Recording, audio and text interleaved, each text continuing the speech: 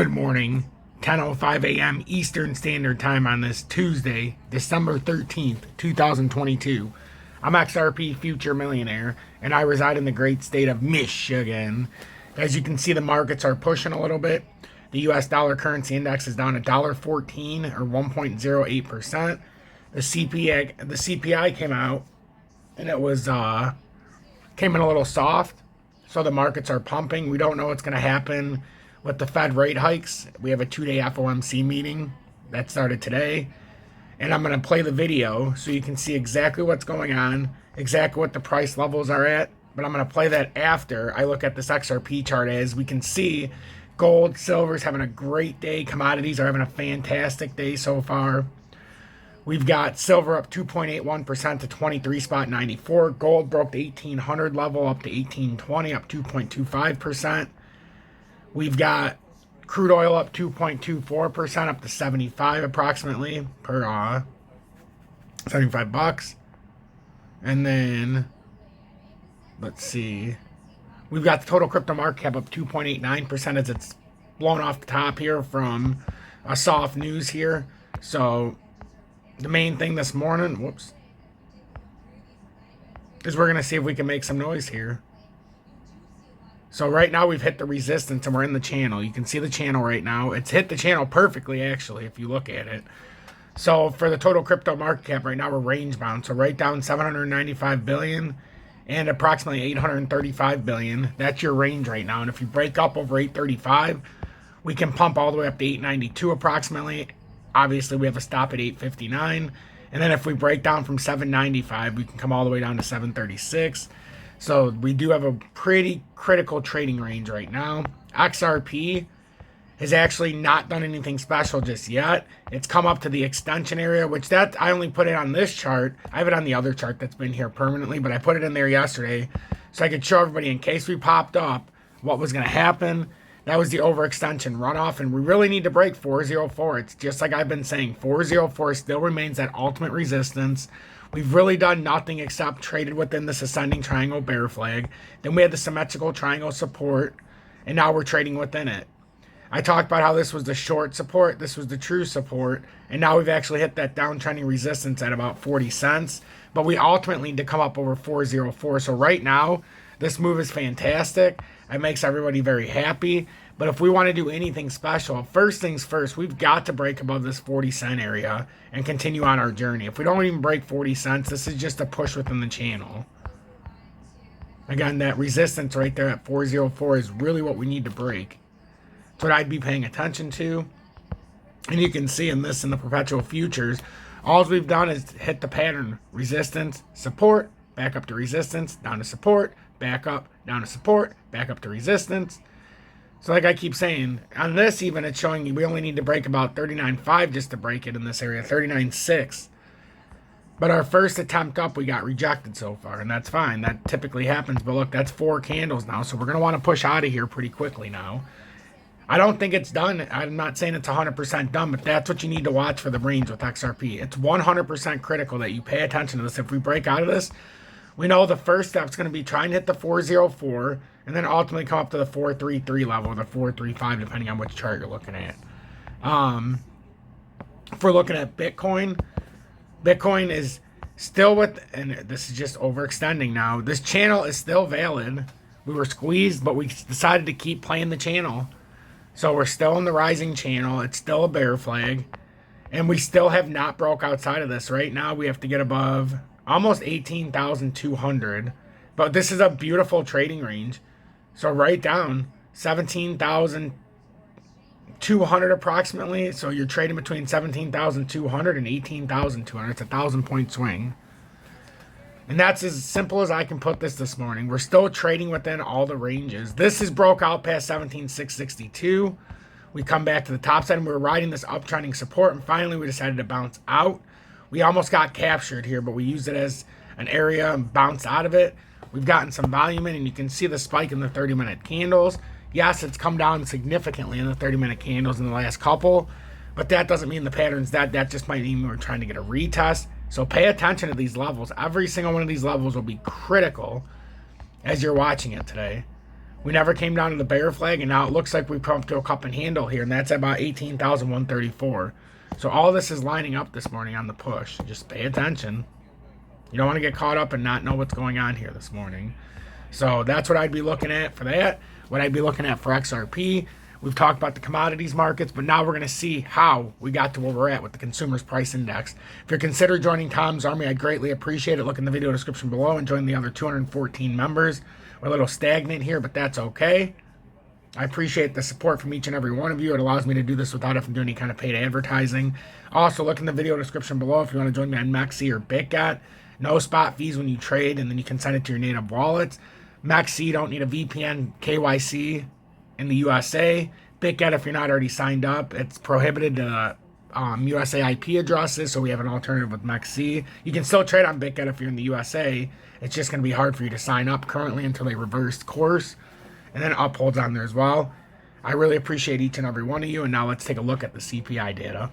And make sure to hit that motherfucking like button, please, and share this far and wide on social media so new people can come in and so they don't have to watch the same fudzers and jabronis, and they can get some real information. And here we are at 8:30 Eastern, and the numbers are out. Up only 1/10 on headline, up 1/10 on headline. Remember, the high water mark here was in June of 22, a 7-year high at 1.3. If we look at Food and Energy Core, also cooler than expected, up 0.2. High water mark here was in April of 21 at up 0.9. If we look at year over year, up 7.1, 0.2 cooler than 7.3, 0.6 cooler than the rear view mirror at 7.7, and it's a full 2% under 9.1. That was in June. That was a 1981 comp. And finally, in my opinion, the area you're supposed to pay the most attention to, CPI Food and Energy Core, year over year,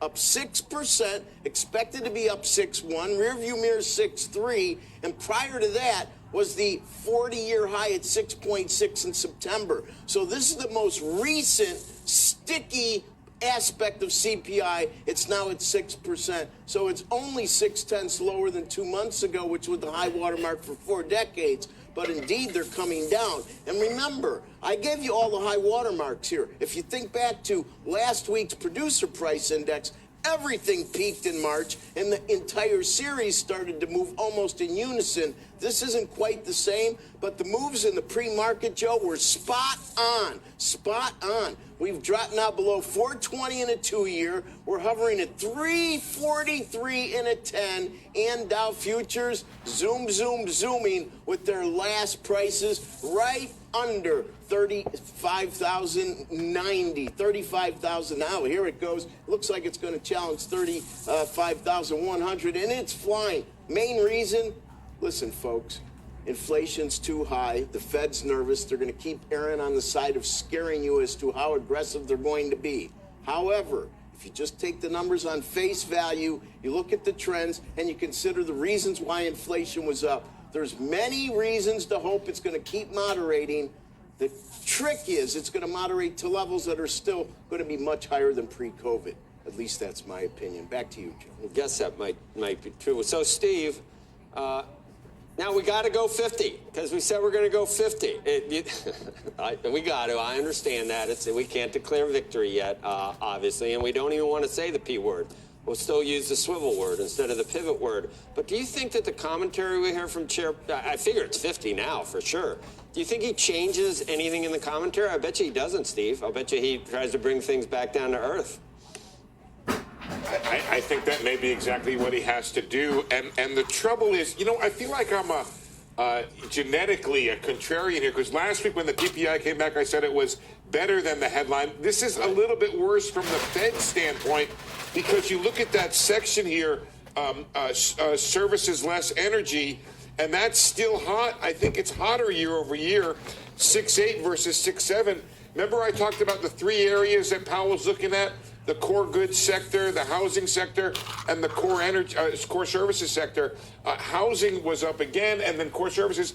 On the goods side, better news than expected. We got this decline in goods despite you had a 0.5% surge in energy prices, or sorry, in food prices, and then you had an offsetting decline in energy prices. So that was kind of good. But some of the other stuff in there, especially used car prices, which may have further to fall because of what's happening on the wholesale side of things, that may be something that's going to help out down the road. So that's good. Housing, we think, is going to decline over time, but it's the core services thing that's linked to labor. And I guess the caution that I tried to provide in the 7 o'clock hour was none of that stuff is good enough until the Fed sees the labor market cool. So this report is not going to do for Powell what everybody hopes this report will do for Powell when it comes to inflation. We get a downside surprise for headline, at least, with the headline CPI month over month up just 0.1%. It was up 0.4 the prior month, and the expectation was for 0.3 on a year-over-year basis. That puts us at 7.1%, which is even more of a downside surprise than the inflation index traders we were talking about. On a core basis, we're at 0.2, which is down from 0.3 the prior month and lower than the 0.3 that was expected. Puts us at 6%, which is lower than the 6.3% we saw in the month of October. Shelter, the largest contributor to the monthly all items increase, it offset declines in energy prices. Food up 0.5%, food at home up 0.5%. So energy down, but food up for the month. Energy down 1.6%. Natural gas, gasoline, both declining during the month. So it does look like we have a downside surprise. Mike McKee, when numbers like that drop, you don't trade nuance, you just go, go, go. And that's what we've seen on the screen in the last couple of minutes. Can you talk to me about the nuance? What's happening beneath the headlines, Mike, that you see? A lot of things that are happening, John, are things that were expected, and maybe we just need to redefine the word transitory. There, I said it. We don't know if Jay Powell would, but used cars and trucks down again for another month. This is the third, fourth, fifth month in a row for used cars and trucks to be down. They're down 2.9%. We're also seeing motor vehicle insurance up 0.9. That's been continuing to rise, but airline fares down 3% on the month. Medical care services down 0.7. Now, this is a methodology change by the Bureau of Labor Statistics, and it. See, I think this is a lot of white lies to you, the consumer, who's ever watching my updates right now. Think about it. The U.S. dollar currency index has gone from 115 plus to under 104 spot. It's at a 103 spot 80 something right now. Of course prices are going to come down. The U.S. dollar is worth less. They have to do something to make it look good on the onslaught. Prices should be going the opposite way. With the U.S. dollar losing value, our prices shouldn't be getting cheaper. Pricing should be getting more expensive. That should tell you right now there's a problem with what's going on. Instantly, when you see prices going down and the U.S. dollar tanking, we're losing value in the dollar and it's costing us less money at the store. That doesn't even make sense. But yet when the U.S. dollar was up to 115, the highest it's been in decades, the prices were skyrocketing. And now you're going to try to convince me that prices are coming down as the U.S. dollar is tanking. Something bigger is going on, a deep down internal manipulation. But that's what I wanted to share. Stay blessed, everybody. You get the point.